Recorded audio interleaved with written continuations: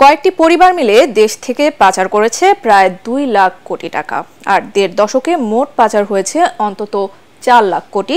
এমন তথ্য জানিয়ে বাংলাদেশ ব্যাংকের গভর্নর আহসান এইচ মনসুর বলেন, অর্থ পাচারের কারণেই ব্যাংকিং খাতে চরম অস্থিরতা। তিনি জানান, ব্যাংক থেকে টাকা তুলতে সাময়িক হয়রানি হলেও দীর্ঘমেয়াদে গ্রাহকদের স্বার্থ সুরক্ষিত রাখতে কাজ করছে সরকার। এটিএন বাংলাকে দেয়া সাক্ষাৎকারে গভর্নর বলেন, সংস্কার উদ্যোগে আবারও স্থিতিশীল হবে ব্যাংকিং খাত। শারফুল আলমের রিপোর্ট। ক্ষমতাচ্যুত আওয়ামী লীগ সরকারের ছত্রছায়ায় গত 1.5 দশকে ব্যাংক থেকে নামে বেনামে কয়েক হাজার কোটি টাকা লুটপাট করে প্রভাবশালী একটি গোষ্ঠী। লুটপাটের টাকা পছন্দের দেশে ছড়িয়ে নেয় পাচারকারীরা। ফলে ব্যাংকগুলোতে দেখা দেয় ভয়াবহ তারল্য সংকট। কিছু ব্যাংকে টাকা তুলতে ভোগান্তি বাড়ে গ্রাহকদের। তবে গণঅভ্যুত্থানে শেখ হাসিনা সরকারের পতনের পর একের পর এক বেরিয়ে আসে অর্থ পাচারকারী রাঘব বোয়ালদের নাম।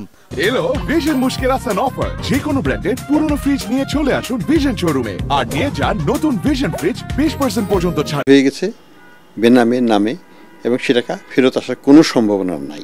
আমাদের প্রিলিমিনারি হিসাবে হচ্ছে যে প্রায় 2 লক্ষ কোটি টাকার উপর, শুধুমাত্র কয়েকটা ফ্যামিলি যদি আমরা হিসাব করি, কয়েকটা প্রতিষ্ঠানের মাধ্যমে হয়েছে। আর বাকি যেগুলো আছে আরও 2 লক্ষ কোটি, সেটা হচ্ছে ছোট বড় মিশিয়ে, সেটা আমি যাচ্ছি না, ওটা সবসময় সব দেশেই থাকে। সম্পদগুলোকে আমরা রিকভারির ব্যবস্থা করব।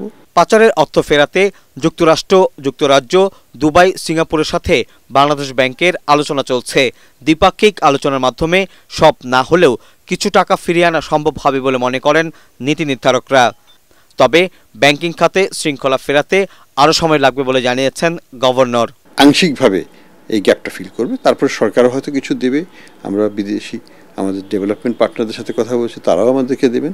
আমরা তাদেরকে বলবো, তোমরা আমাদেরকে 2টো জিনিস দাও, কারিগরি সহায়তা দাও এক্সপার্টদের দিয়ে, এবং 2 নম্বর হচ্ছে যে রিফর্ম এজেন্ডা আমরাই করব, কিন্তু এটাকে সাপোর্ট করার জন্য যেমন এই ব্যাংকগুলোকে রিক্যাপিটালাইজ করতে হবে, টাকার দরকার আছে। আমাদের রিফর্ম যেগুলো দরকার সেটার জন্য পুরোপুরিভাবে প্রতিশ্রুতিবদ্ধ, এবং আমরা IMF এর যে কথা বলা হয়েছে রিফর্মের কথা, আমরা তার চাইতে অনেক বেশি রিফর্ম করব ইনশাআল্লাহ, কোনো সন্দেহ নেই, আমাদের নিজের স্বার্থেই করব।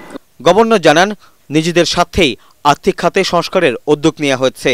আন্তর্জাতিক মুদ্রা তহবিল, IMF এর সত্ত্ব এবং সুশাসন নিশ্চিত করা সহ ঢেলে সাজানো হচ্ছে ব্যাংকিং খাত।